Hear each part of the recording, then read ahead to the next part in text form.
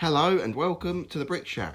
So you might have seen in a recent upload I was building the typewriter, and today I'll show you it now complete. So looking at this set, it's an absolutely gorgeous looking set. This set has been out for quite a while now, and when it did first release I wasn't really that interested in it. But then recently I kept looking at it and I thought, you know what, this is actually a really nice looking set. And Argos were even doing a third off, so I got this for a third off the price. So I paid £135 for this, which I know isn't a third of 180, which is the retail of this. So I don't know what's going on there with Argos, but they advertise it as a third off. But it doesn't matter, I got it discounted, so that's the good thing about that. So there's a few reasons I absolutely love this set. And first of all is this sand green colour. I think they chose the right colour absolutely perfectly for that. I don't think any other colour would have worked for a typewriter, so I'm really happy with the choice they made for that. And also the functionality on this set is just incredible. But before I show you the functions, let's have a look around the actual set. So I'm not a typewriter expert, I don't really know that much about typewriters, so I'm probably going to call things the wrong names. So down at the front we have all of these keys here, just like you'd see on a keyboard today, on your laptop or your computer. And then further up we have this switch here to switch between colours. So we have black and red there, and that just switches. It doesn't actually change the colour that will be printed onto it, it's just for show. But it's still quite a nice feature to have. Then that will correspond to this ribbon piece here that is connected to these round pieces. Now I'm sure these have a proper name for them, but I am unsure on what these are actually called. And then in here we have all of these hammers. There's probably a technical term for them as well, but I'll just call those hammers. And only the middle one will work, but the others are there just for show. And I also believe this is a lot less than a real typewriter would have, but it still creates the nice effect you want for display purposes. And then further back where the letter is, we have this sliding mechanism. Again, I'm not too sure on what the technical term for this is, but you can slide that all the way across to there, and then you can start typing. So let me just start typing. And as you can see, the hammer is hitting that there, and that stamps on the letters onto the piece of paper. Now, of course, it doesn't actually do that because it is a Lego set, not a real typewriter, but it does give the illusion that you are actually typing a letter out. And as you can see, with every key press, the sliding mechanism does go along to the left. And once that reaches all the way to the left as far as it can go, all you have to do is just slide that back. And that makes a quite satisfying clicking noise that I'm assuming a real typewriter would sound very similar to. And then once you've done that, all you have to do is start typing again.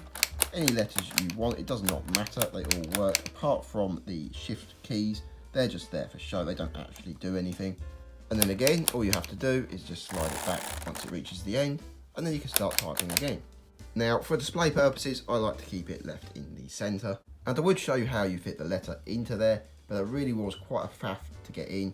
So unfortunately, I won't be removing the letter, as I've now got that perfectly how I want it. But what you do is on this side piece here, what you do is you just turn that, and then the letter would either go up or down, depending on which way you turn it.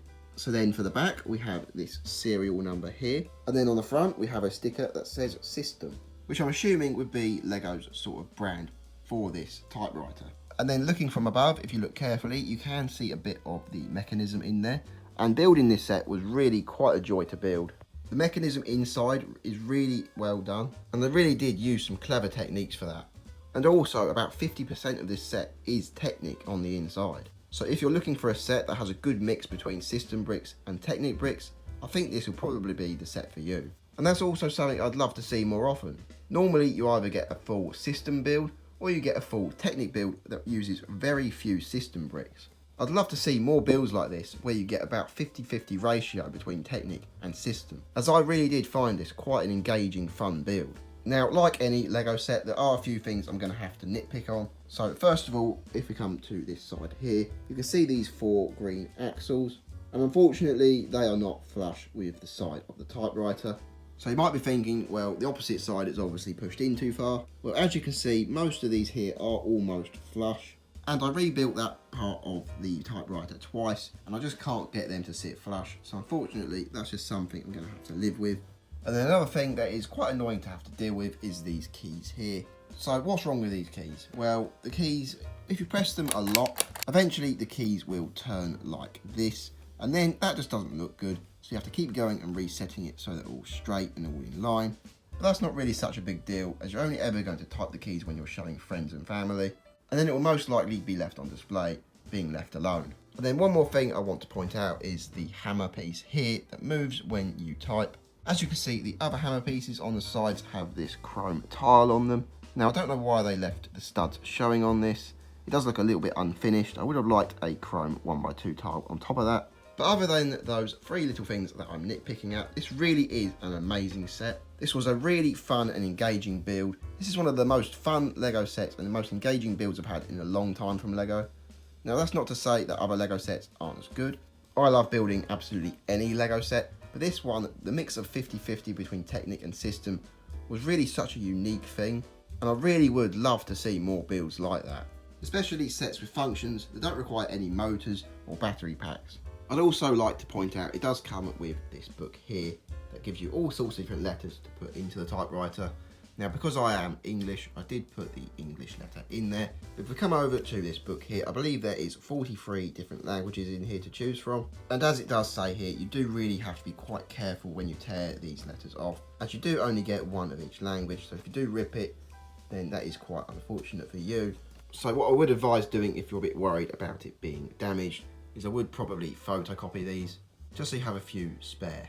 But if you are an English speaker, you might not have to worry so much, as there is a UK and an American version, so there's 2 English letters inside. So this set will be going into the conservatory in the main house. We have quite a nice desk that can go onto. So stay tuned to the end of the episode to see that in the main house. But that's all for today. I want to thank you all very much for watching, and I'll see you all later.